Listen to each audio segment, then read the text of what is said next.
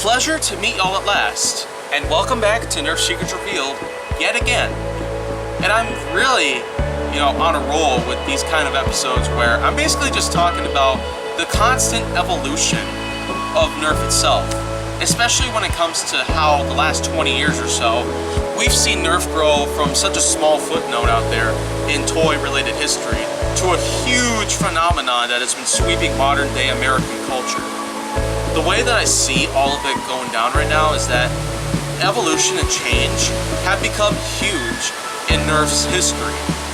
And I feel that overall, it's actually been quite a good time that I've had here so far. But the fact is that it's gonna be the next decade, the 2020s, in just a couple more months. And I can say for sure right now that it'll be quite a time that'll unveil. There's going to be a lot of stuff that'll happen that'll really bring us towards the future. More steps we take towards the future, the more evolution of our species in general will unveil. And I can probably say the same thing for Nerf itself. Nerf has been a huge success in more recent times.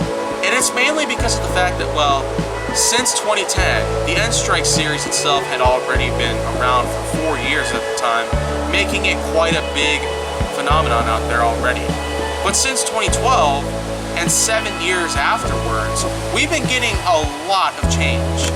Of course, by 2010, there were a lot of blasters out there, and then 2011, of course, the N-Strike series eventually continued going, but eventually the Elite series was announced. And the Elite series eventually unveiled by the end of summer of 2012.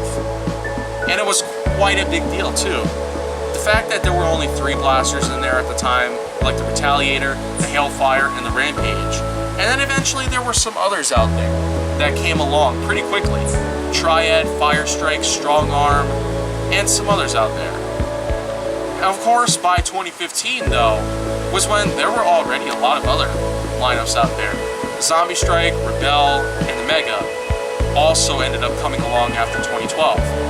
But now, here in 2019, we seem to have every single one of those lineups, plus a few others. The Doomlance lineup, the AccuStrike lineup, as well as the Rivals lineup, along with all of its sub-lineups. Every sub-lineup that I'm talking about here as well also correlates with every other mainstream lineup that has been going on since they started in the first place. Zombie Strike lineup, the Mega lineup, as well as the Rebel lineup, they all started in 2013 alone. And then eventually, there were the Rivals lineup, of course, but that was just the original. I'm basically talking about how the community itself has grown exponentially.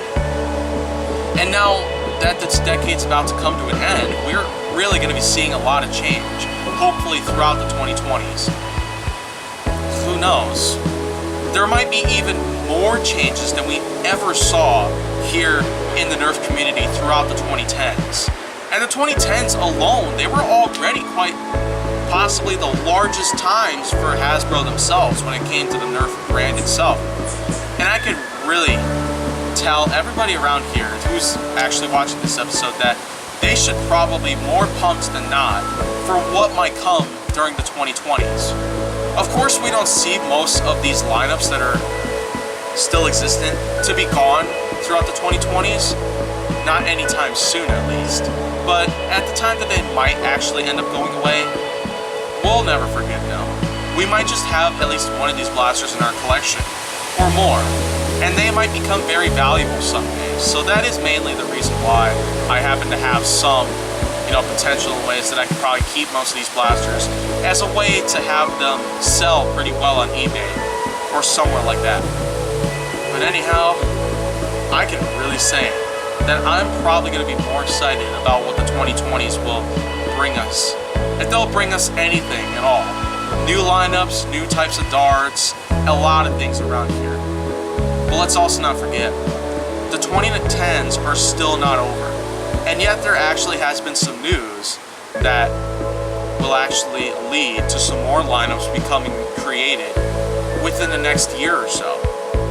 I don't know if that would really count or not. I don't really know how much relevance that would probably bring in, but whatever the case is, I would certainly love to see a lot more come out from Hasbro themselves on this kind of product.